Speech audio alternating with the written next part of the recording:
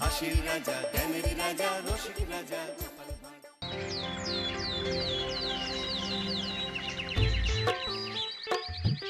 আহা কি আনন্দ, আহা কি আনন্দ, আকাশে সূর্য নিচে মাটি।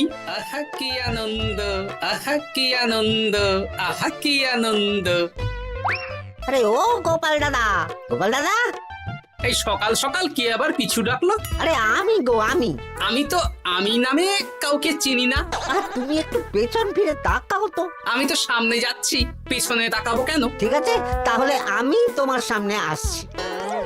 আরে দৌড়াচ্ছ কেন? হ্যাঁ, আরে দাঁড়াও দাঁড়াও বলছি, দাঁড়াও, নইলে কিন্তু আমি মহারাজের কাছে যাব। হ্যাঁ, ও ভোলা তুমি? আরে আগে বলবে তো, আমি করছিলে কেন? একদম কথা ঘোরাবে না গোপাল দাদা। এবার বলো কি বলছি। দেখো, আমি তোমাকে আগের বছর 50 মোহর ধার দিয়েছিলাম। এ কি, তোমার তো মিষ্টির দোকান, ধার দিলে তো লোকে ছুরি কাঁচি ধার দেয়, আর তুমি মোহরে ধার দেওয়ার ব্যবসা শুরু করেছো কবে থেকে বলো দেখি? আবার কথা ঘোরানো শুরু করেছো। হ্যাঁ, আমি এবার কিন্তু সত্যি মহারাজের কাছে যাব। আরে মজা করছি তো। আরে বারবার আমাদের মধ্যে মহারাজকে টেনে আনার কি দরকার বলো তো? সে না হয় টানলাম, তবে তুমি ওই আমার 50 মোহর সুদ সহ কবে ফেরত দেবে বলো তো?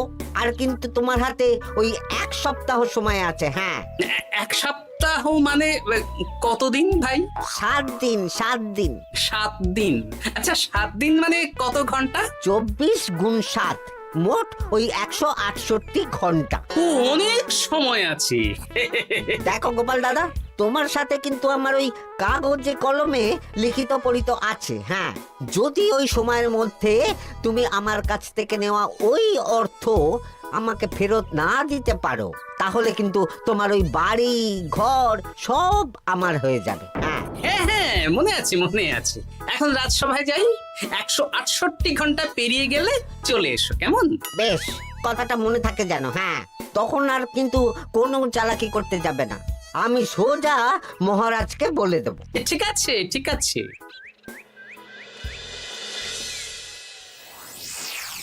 দেখুন মহারাজ, নিজের চোখেই দেখুন, সবাই হাজির, শুধু গোপাল ধা।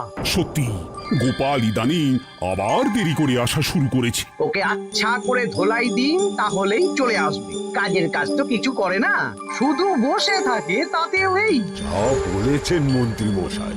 আমার মতে গোপালকে রাজসভাতেই বেঁধে রাখুন, তাহলে আর বাড়িতে যেতেও হবে না, আর দেরি করে আসবেও না। রোজ রোজ গোপাল করে রাজসভায় আসতে দেরি, তাই এবার তার পায়ে পড়াতে হবে বেড়ি। এই তো মহারাজ চলে এসেছি। আর বলবেন না, রাস্তায় ভোলা ময়রা চেপে ধরছিল। থাক, আর অজুহাত দিতে হবে না। নেহাত ভাগ্যের জোরে এই রাজসভার চাকরিটা পেয়েছিল। মহারাজ ভালো মানুষ, তাই তোমাকে পুষছেন। আচ্ছা আপনি কি বলতে চাইছেন কি? আমি বলতে চাইছি যে মহারাজ যদি তাড়িয়ে দেন, তাহলে তোমার কি কিছু করে খাওয়ার যোগ্যতা আছে গোপাল? আপনার নিজের যোগ্যতা আছে? আছে বলেই মুখ ফুলিয়ে বলছি। হ্যাঁ, মন্ত্রী এটা একটা ভালো প্রসঙ্গ তুলেছে। আমার রাজসভার সকল সভাসদদের বলছি, যদি কোনো কারণে তোমাদের চাকরি চলে যায়, তাহলে তোমরা কি করবে একবার ভেবে দেখেছো? না মহারাজ, ভাবনাটা আমি সঠিক সময় কাজে লাগাই। ওই অকারণে ভেবে মাথা খারাপ করতে চাই না। আহা, রাজসভার চাকরিটা তো তোমাদের পেশা। এই পেশার বাইরে তোমরা কে কি করতে পারবে? দেখুন মহারাজ, আমি তো ভেবেই দেখেছি যে যদি রাজসভার চাকরি না থাকতো, তাহলে আমি ব্যবসা করতাম। আমি মহারাজ যদি বিজ্ঞানী না হতাম, তাহলে শিক্ষা দান করতাম। আমি তো ছবি আঁকতাম, কলম না থাকলে আমি তুলি ধরবো। আমি কামারশালায় কাজ করতাম। আমার তো ছোটবেলায় মূর্তি বানানোর শখ ছিল, আমি মৃৎশিল্পের কাজ করতাম। কি গোপাল, এবার তুমি বলো। সবাই তো কিছু না কিছু বিকল্প ভাবনা চিন্তা করে রেখেছে। দেখুন মহারাজ, অনেক ভেবে দেখলাম আমার কাজ তো ভাড়ামো, তাই আমি লোক হাসিয়েই পয়সা রোজগার করব। আর বিশেষ কোনো গুণ তো আমার মধ্যে খুঁজে পাচ্ছি না মহারাজ। বেশ, আমি একটা ছোট্ট পরীক্ষা নেব। আজকের পর থেকে আগামী 7 দিন আর এই 7 দিন তোমরা তোমাদের যা মন চায় সেটা করে রোজগার করবে। আমি তো খেতে ভালোবাসি। তাহলে খাবে। গোপাল হয় মুখ খুলে থাকে, নইলে চোখ বন্ধ করে। ও শুধু দুটো কাজই ভালো করতে পারে। আর 7ম দিনের শেষে বিচার হবে কে কত রোজগার করেছে।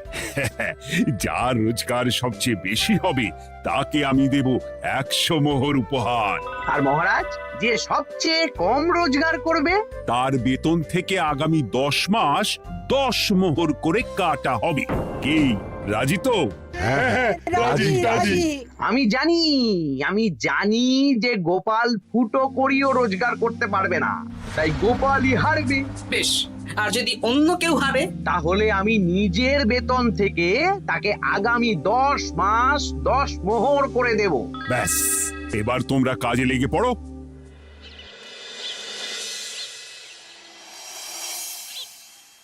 এ কি গিন্নি, আজকেও নিরামিষ? হ্যাঁ, আজকেও নিরামিষ খেতে হয়। হ্যাঁ, রোজই তো কিছু না কিছু একটা লেগে আছে তোমার। আমাদের পুরো শরীরটাই তো আমিষ। হ্যাঁ, তাহলে আমিষ খেতে বাধা কিসের বলো দেখি? বেশি তর্ক করতে হবে না বাপু, তা তোমাকে ডিম বানিয়ে দেবো। না, আমি মানুষই। ঠিক আছে গিন্নি। আরে তোমাকে ডিম বানাবো বলেছি নাকি? আমি বললাম তোমার জন্য ডিম বানিয়ে দেবো। জন্যটা তো বলনি তখন। আরে তাড়াতাড়ি দাও, তাড়াতাড়ি দাও। এখন কদিন শুধু খাবো আর ঘুমাবো। 7 দিন ছুটি। ছুটি মানে? সেসব পরে বলবো গিন্নি। যাও গিয়ে ডিম সেদ্ধ বসাও।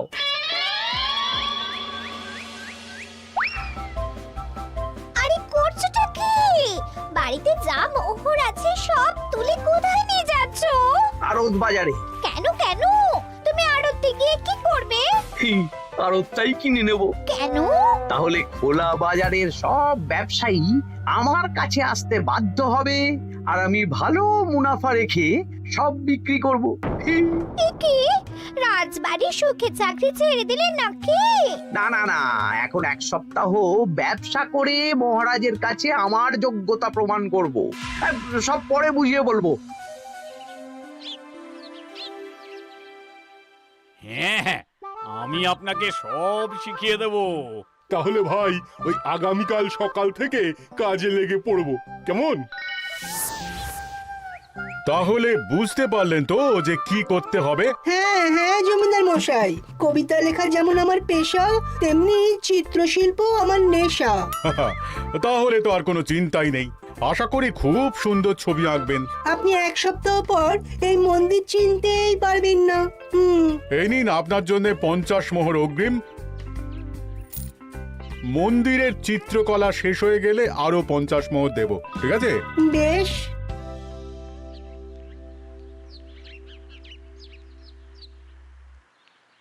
এই হাত চালা, হাত চালা। হাত পা সবই তো চালাচ্ছি মন্ত্রী মশাই।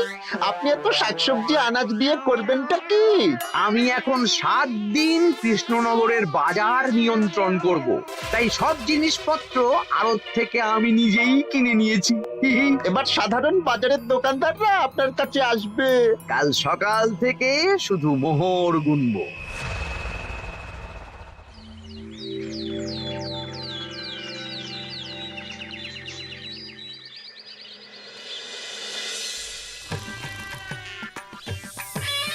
আরে এত বেলা হয়ে গেল, আর কত পড়ে পড়ে তুমি ঘুমোবে? এত লম্বা ছুটি পেয়েছি, এখন তো বিশ্রাম নিতেই হবে গিন্নি। কিন্তু পুকুর ঘাটে গিয়ে তো আমি অন্য কথা শুনলাম। তুমি আবার কি শুনেছো? তোমাদের মহারাজ নাকি বলেছেন আগামী 1 সপ্তাহ তোমরা সকল সভাসদেরা ওই সকল সভাসদেরা নিজের ইচ্ছে মতো কাজ করে রোজগার করব। আমার কাজ তো ভাড়ামো করা, তাই ভাড়ামোর সুযোগ এলে সেটাই করব। কিন্তু যদি সুযোগ না আসে, তাছাড়া যার রোজগার সবচেয়ে কম হবে তার তো বেতন থেকে 100 মোহর কাটা হবে গো। এই খবর পেয়ে গেছো? বাবা, পুকুর ঘাট না পরনিন্দা পরচর্চা কেন্দ্র? হ্যাঁ, ওসব বাজে কথা বাদ দিয়ে কোনো কাজ শুরু করো, কাজ শুরু করো। এরকম গা এলিয়ে শুয়ে থাকলে ভগবান এসে তোমাকে পয়সা দিয়ে যাবে না গো।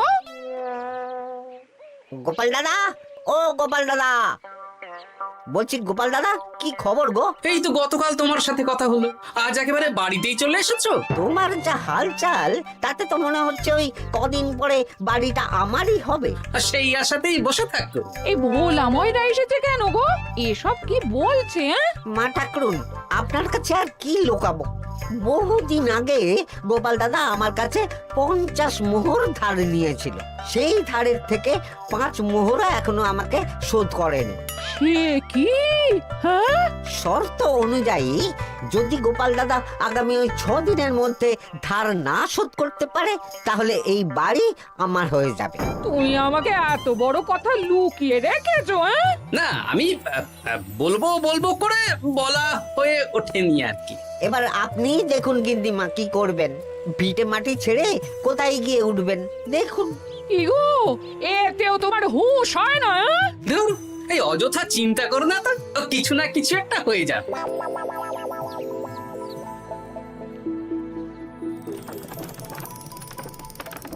বাহ বাহ বাহ, পণ্ডিত মশাই, আপনি তো এর মধ্যেই কাজ শিখে গেছেন। আমি তো ছোট থেকেই মাটির পুতুল বানাতে ভালোবাসতাম। বিভিন্ন দেবদেবীর মূর্তি নিজেই বানাতাম, তারপর পুজো করতাম। আমার পরম সৌভাগ্য, আপনার মতন পণ্ডিত মানুষ আমার কুমোর শালায় কাজ করছেন। কোনো কাজই তো ছোট নয়। সত্যি সভাকবি মশাই, আপনার তুলিতে জাদু আছে। কি সুন্দর কারুকার্য। সবই আমার মা বাবার দান। আমার বাবা খুব বড় চিত্রশিল্পী ছিলেন। উনি হাতে ধরে আমাকে ছবি আঁকা শিখিয়েছেন। বাহ বাহ বাহ বাহ।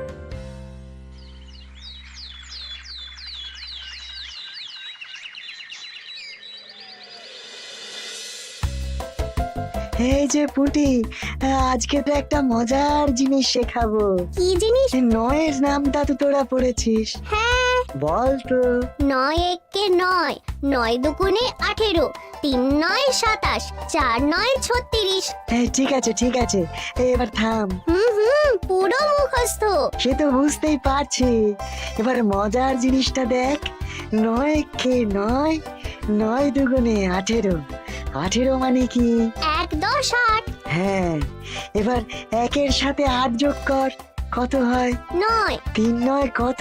27।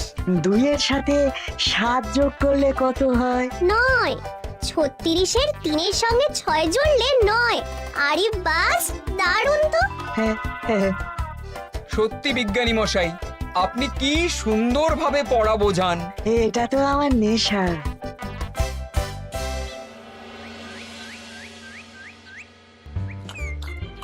বলছি, তুমি তো দিব্যি বাড়িতে বসেই আছো, কিছুই তো করছো না।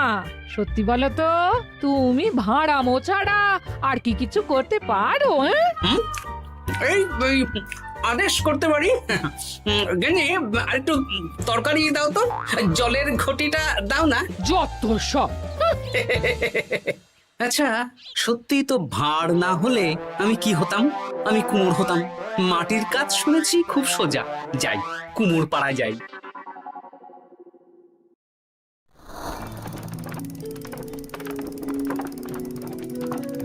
আমার কি সৌভাগ্য, রাজসভার দুজন সভাসদ আমার সঙ্গে কাজ করছে। আচ্ছা, এইভাবে ঘোরাবো? এই যা, হলো না হলো না। এটা কি মুড়ির মোয়া নাকি? দাও, আমাকে করতে দাও, তুমি অন্য কিছু করো।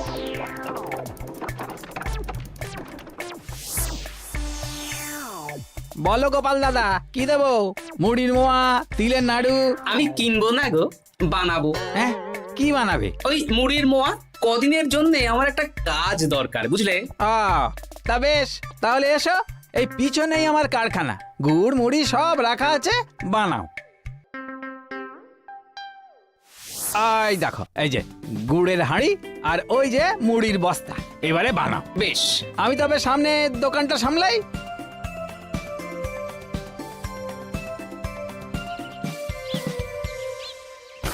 এ কিসের আওয়াজ হলো? আরে আরে আরে, এ কি করলে গোপাল দাদা? আর বলো না, ওই গুড়টা ঢালতে গিয়ে হাঁড়িটা হাত ফসকে পড়ে গেল। এই তুমি যাও তো, তোমাকে কিচ্ছু করতে হবে না, যত সব বিপদ বাড়ানো।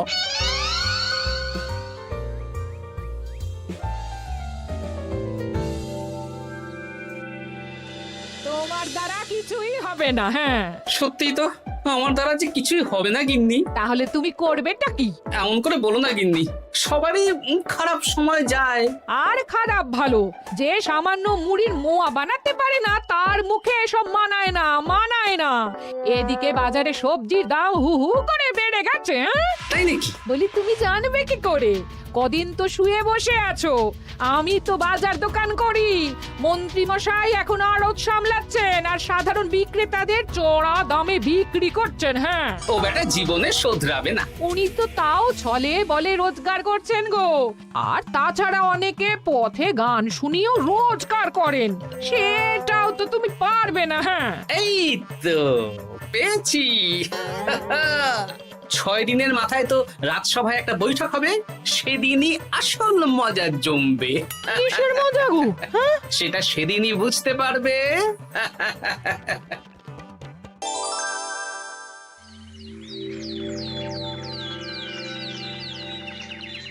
তারপর বলো, আজ তো ষষ্ঠ দিন, আজ অবধি তোমরা কে কত কত রোজগার করেছো? মহারাজ, আমি এখনো অবধি 200 মোহর। বাহ বাহ বাহ!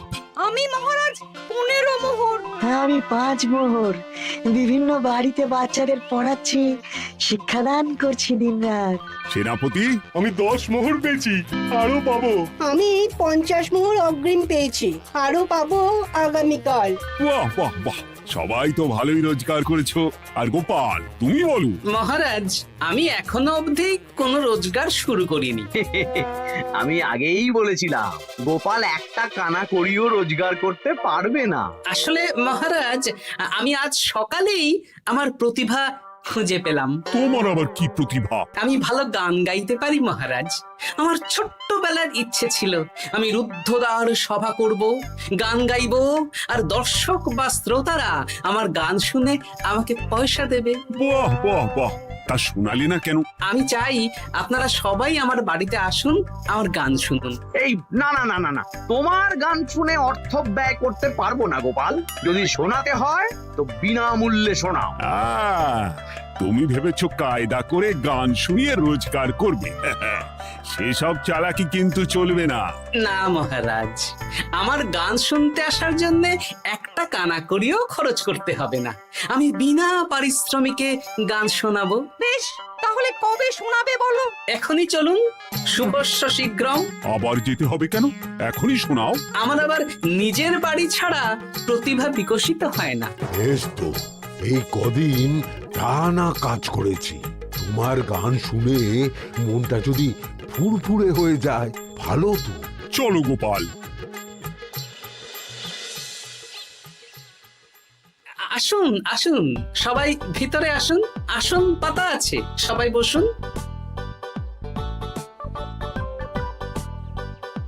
নাও, এবার গান শুরু করো। দাঁড়ান মহারাজ, আমার গান আমি বাইরের লোককে শোনাতে চাই না। কু কু বাবা, আবার কোকিলের মতন আওয়াজ করছে। কু।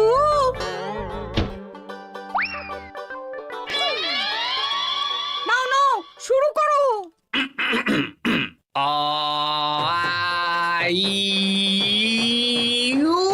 ওরে বাবা রে বাবা! আরে এত চিৎকার করছো কেন? থামো থামো থামো! এটা ভালো লাগছে না? অন্য গান শোনাচ্ছি তাহলে।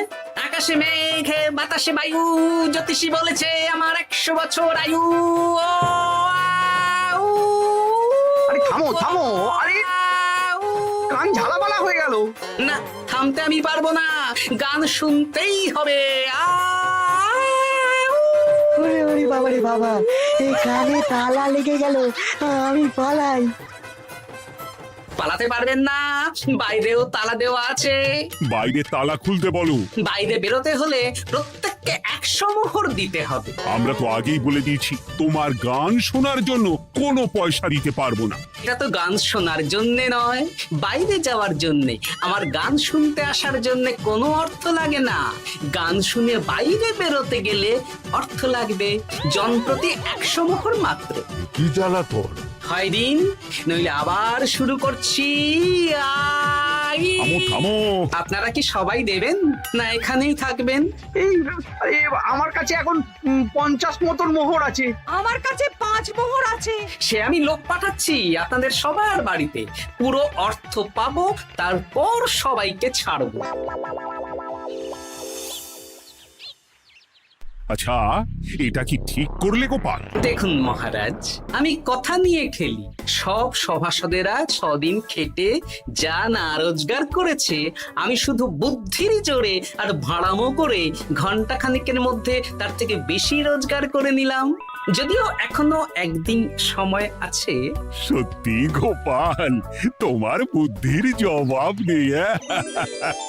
মন্ত্রী মশাই, যে সবচেয়ে কম রোজগার করবে আপনাকে কিন্তু তাকে আগামী 10 মাস 10 মোহর করে দিতে হবে। হ্যাঁ নয় হ্যাঁ, এরকমই তো তুমি মুখ বড় করে বলেছিলে। গিন্নি কই গো, ভোলাকে ডেকে আনো, ওর ধার আজকেই শোধ করে দেব। হ্যাঁ যাচ্ছি। হ্যাঁ, আমরাও যাচ্ছি। গোপাল, কালকে রাজসভায় এসে তোমার পুরস্কারের অর্থটাও নিয়ে যেও। সে তো নিশ্চয়ই।